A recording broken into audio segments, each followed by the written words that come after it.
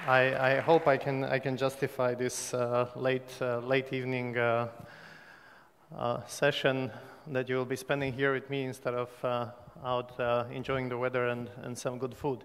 So I will try to tell you something about the security and privacy of localization or positioning, starting with an illustrating example of a car theft.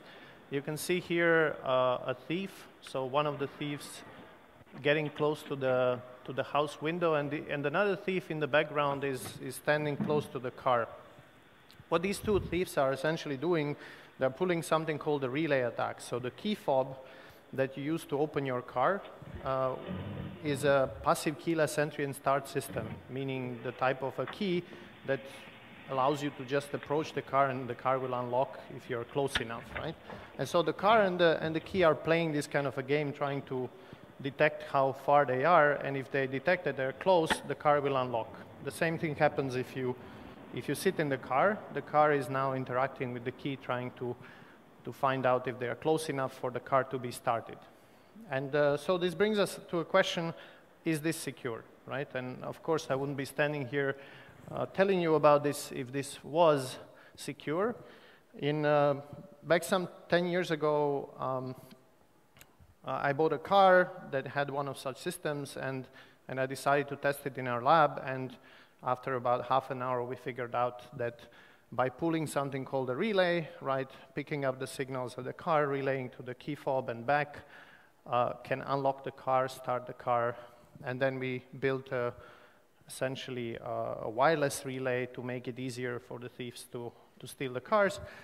And this allowed us to open all the cars on the market. So we opened all the cars on the market, irrespective of the price, from the cars that cost $20K to the cars that cost $200K, right? And in the meantime, the costs went down. Of our attack was about $1,000. It went down to about $22, as you can see here. Later on, people made them very, very user-friendly, if you want, right? If you want to call that. So, but since we are researchers and we wanted to fix this problem, our question was, okay, why is this happening? Well, it was happening because in adversarial settings, the ability to communicate doesn't really imply proximity, right? Relay attacks demonstrated that very clearly, so we needed a way to measure the distance securely. And one way to do that, oops, is this out of range? So we then went through a whole set of technologies over almost now 10 years, right? Different kinds of ranging technologies in order to see if those ranging technologies can be made secure, because there are many ways to measure distance between two wireless devices, relying either on signal strength, as we have seen, or on phase and other signal properties. However, none of these worked. So we have broken all of these systematically, and then we engaged in a constructive process, because in the end we want to fix this, and we have initiated and then brought to a close a standard, which is an ultra-wideband 802.15.4z, which is proposed for secure ranging. I will say more about how this started. It started essentially from a company that I will also mention, and it's very appropriate because this company called 3DB has been co-founded also with, and he's a CEO of the company by a person from Bulgaria, right, who did his PhD at ETH with me, and then we started this endeavor, right? And this led to this standard, and also to the products that now protect this passive keyless entry and start system in various cars. So this standard, as I mentioned, is something that you might not even know, or these new types of radios, you might not even know that you have them in your phones. So newest Samsung and Apple phones have ultra-wideband in them, and they're using ultra-wideband in order to perform ranging. Similarly, the newest models of cars have ultra-wideband secure distance measurement in order to protect passive keyless entry and start systems from the relay attacks that we have just seen.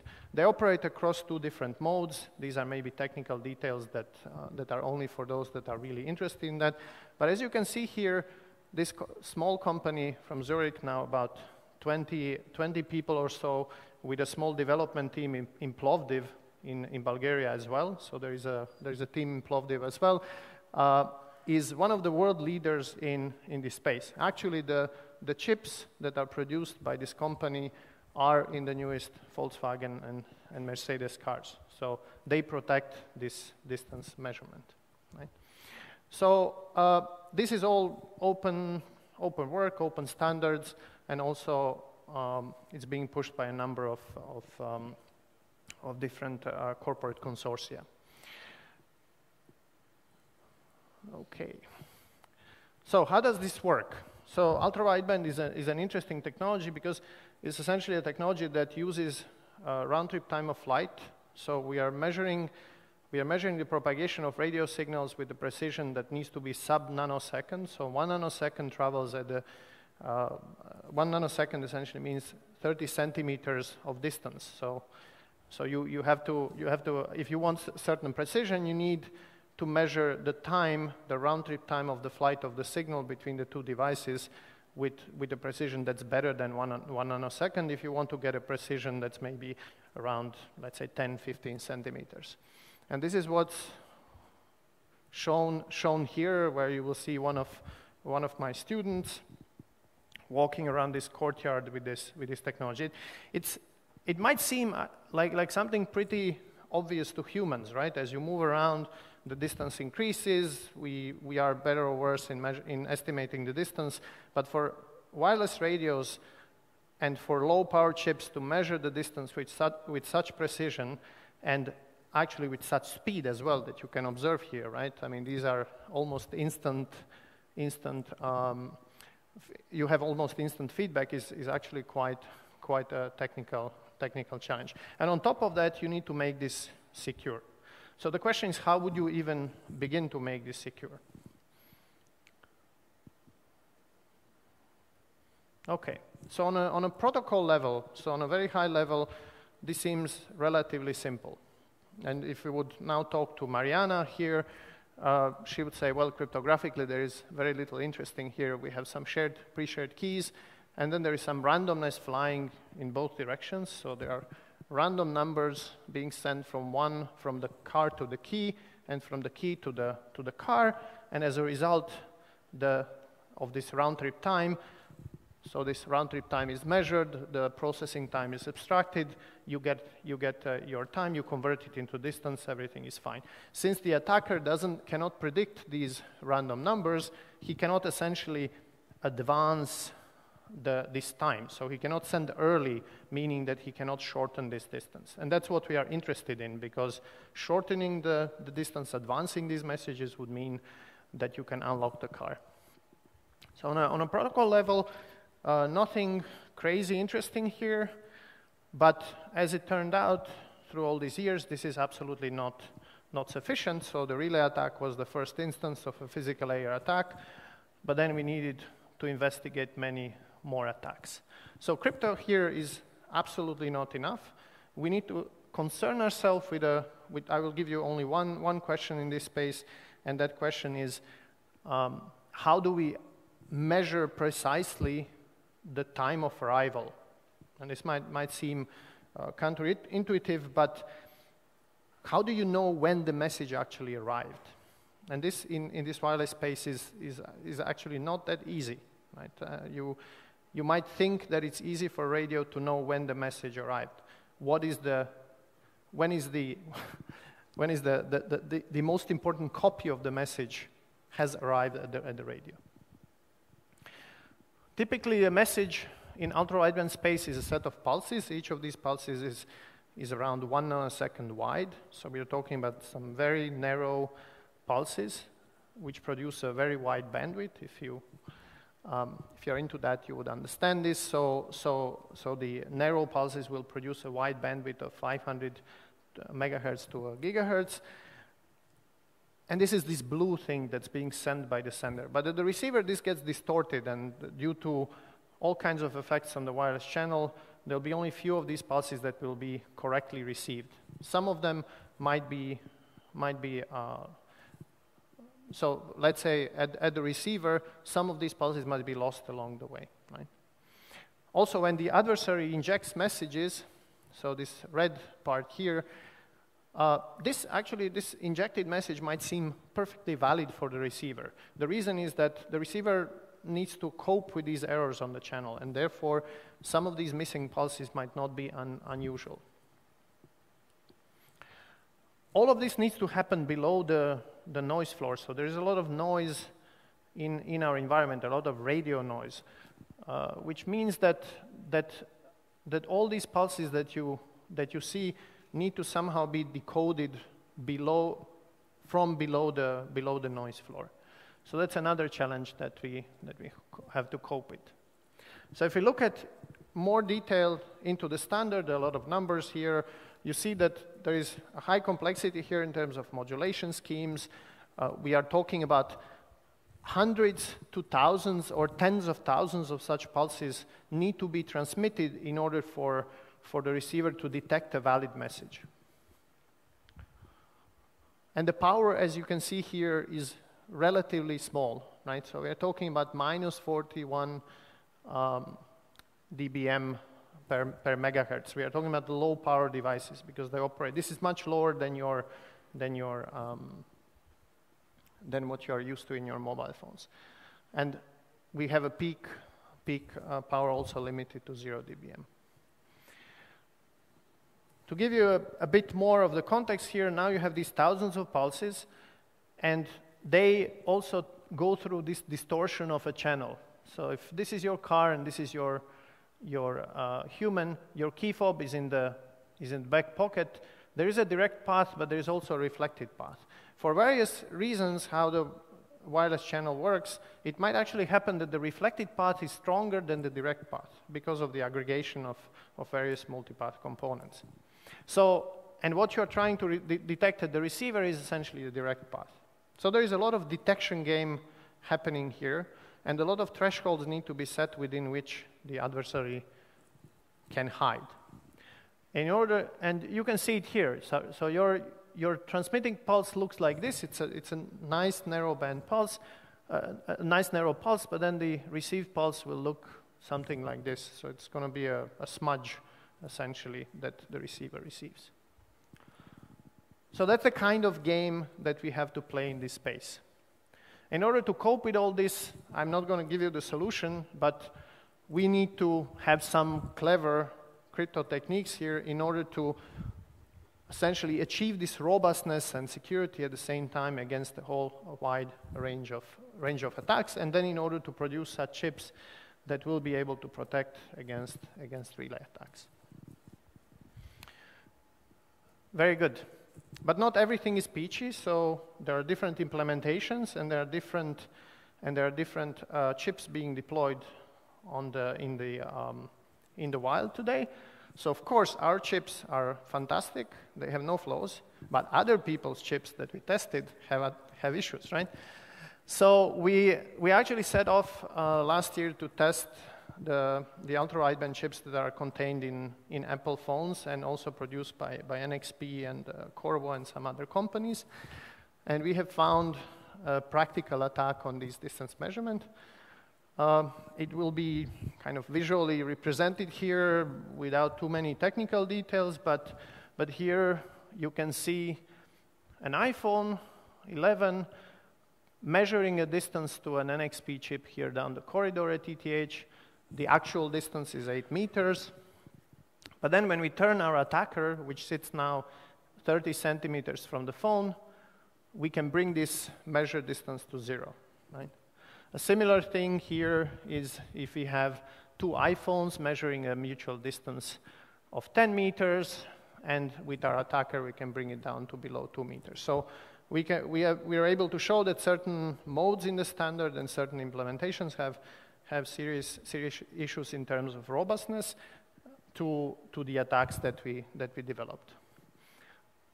Those attacks are maybe not so important, so I'm going to skip those slides. If you're interested, you can come and talk to me or read our papers. We have a website dedicated to this.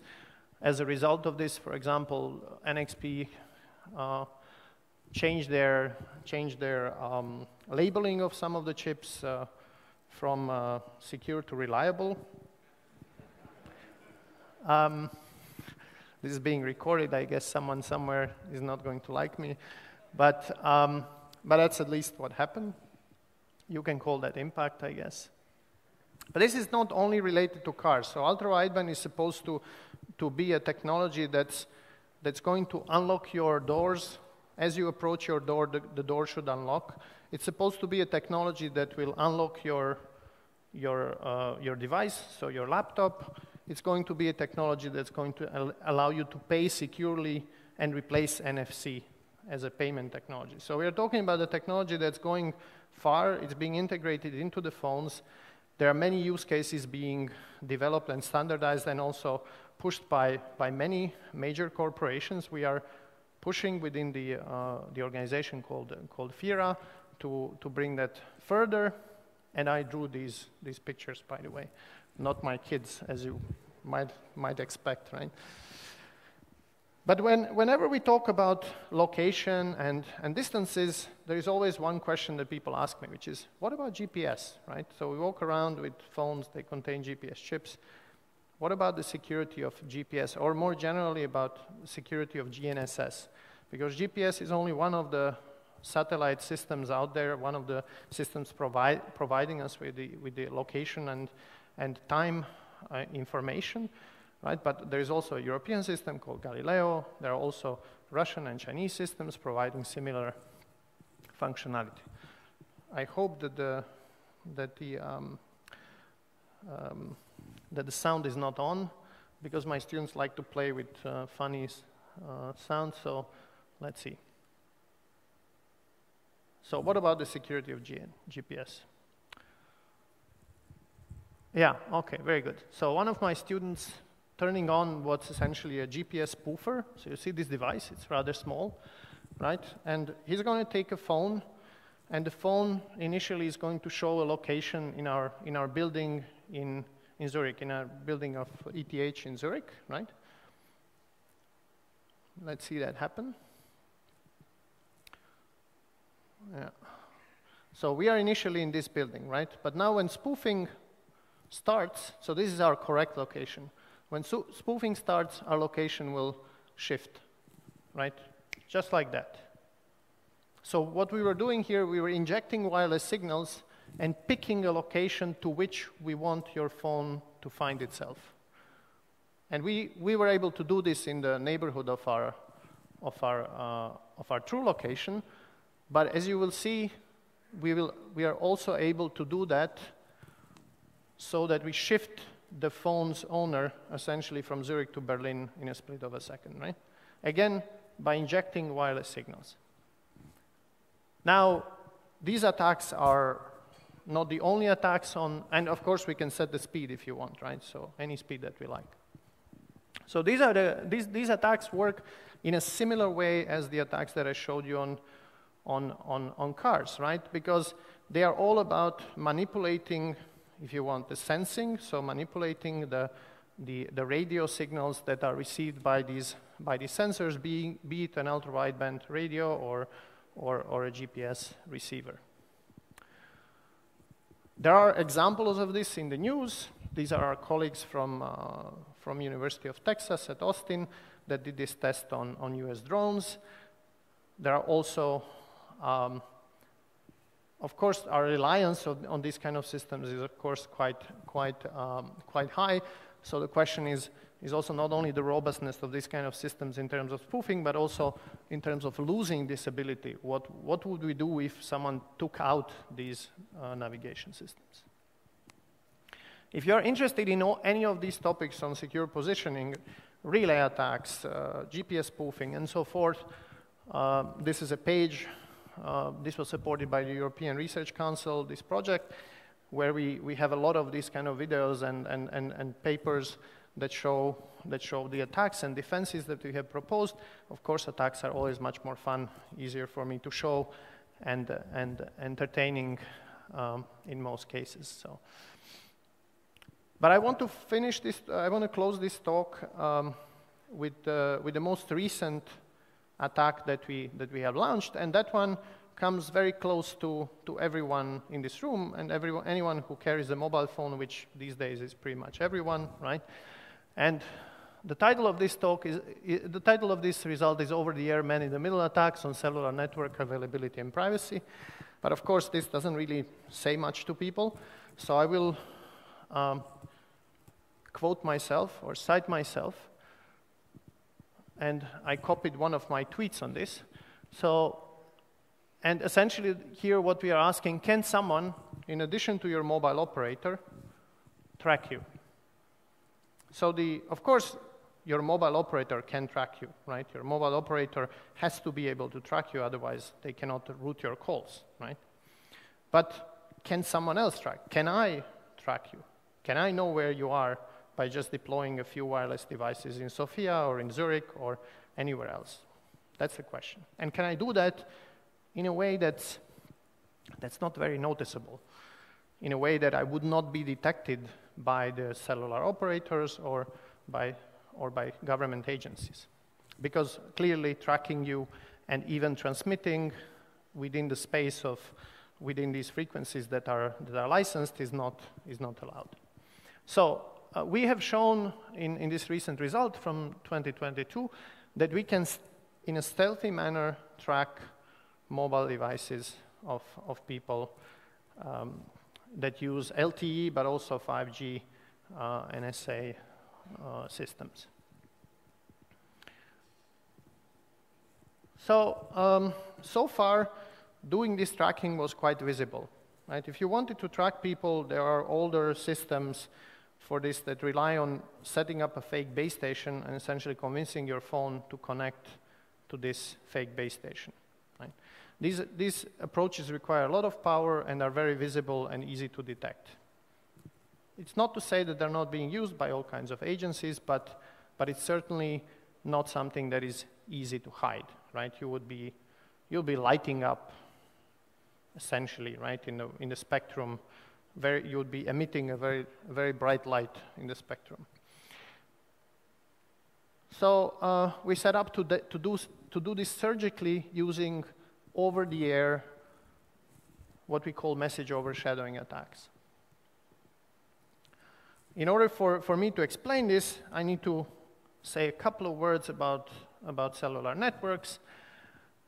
This is the back end of the cellular network. These are the servers, and this sits at the operator. And then there are these visible towers, the base stations that we all see around our cities, that essentially do the wireless communication to your mobile phone, which we call the UE, right? And this mobile phone typically operates over two identifiers.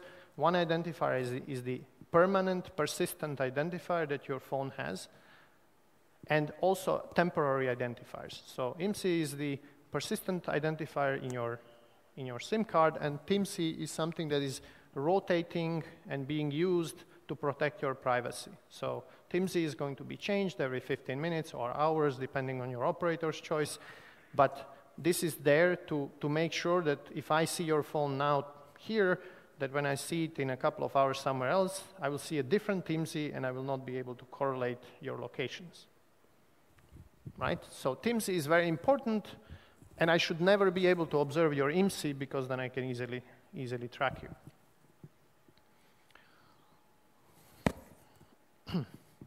There will be an exam at the end, you will need to know all these messages by heart.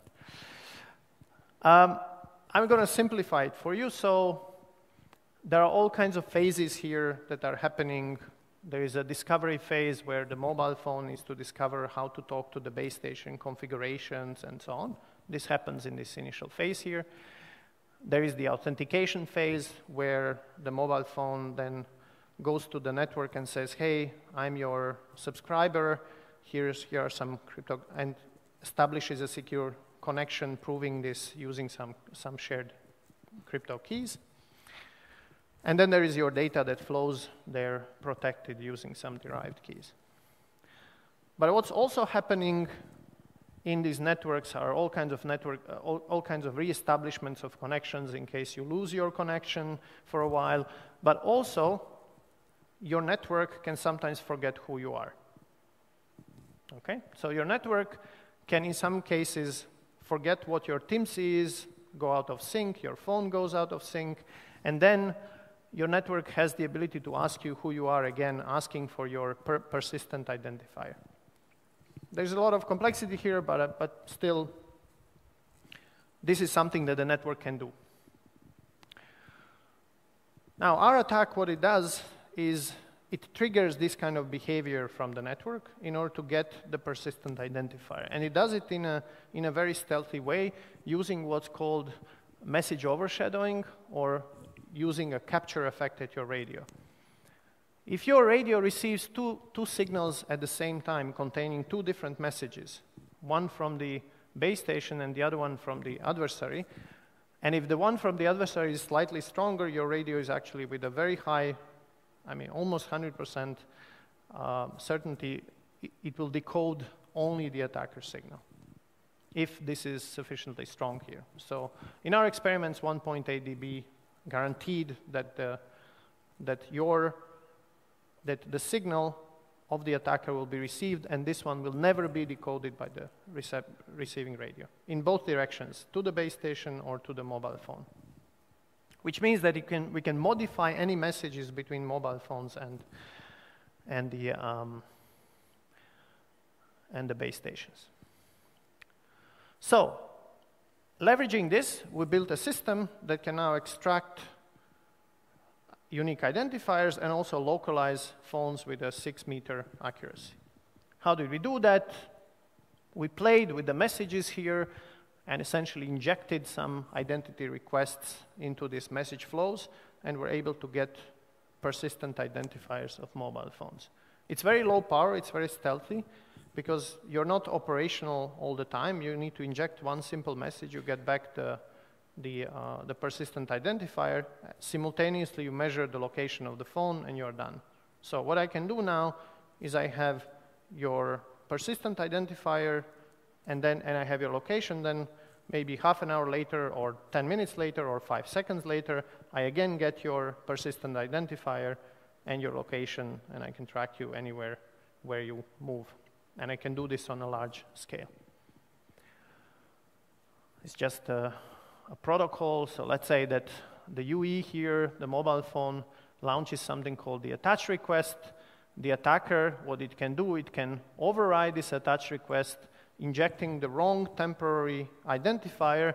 This will trigger the network to essentially issue an identity request. This identity request means, tell me now, since your temporary identifier is wrong, you don't seem to be in sync, please send me back your persistent identifier. And the phone does that, and we record it, and that's how we can do it. But this is just one of the attacks that we can launch. We tested it on all the phones, so as you can see here, it works in pretty much every phone that we had in our lab. It works really well. It works reliably. We also then analyze the interaction between the phones and the base stations in order to extract their timing information. So the timing information of these messages allows us to form ellipses here plus some circles based on some other message. In any case, when we process all this, we can get the location here around 6 meters, line of sight, non-line of sight, worse, but that's sufficient for us to know roughly where people are going. Does it work? Yeah, nice videos can show you one of my students here moving away from so this is just showing the distance here. He's moving away from a base station and towards a base station, and you can see the accuracy here. I mean, these blue lines are immediate values, and this is some moving average here that's being calculated, and as he approaches back, this will fall down and so on. I don't know if these two are well synchronized, I guess, maybe not, so. Yeah. And if we put it all together, now in the city of Zurich, we can track people. Now, when we did it in our lab, of course, this is just in our lab, so we wanted to test if this works in real life. And guess what? We went to our partners in Swisscom, which is a mobile operator in Switzerland, and they allowed us to test this in their lab, which is, of course, protected against against leakage of such signals. When you do this kind of experiments, you have to be careful. There are regulations to follow, so you should not be transmitting in these frequencies. It's not legal in many jurisdictions.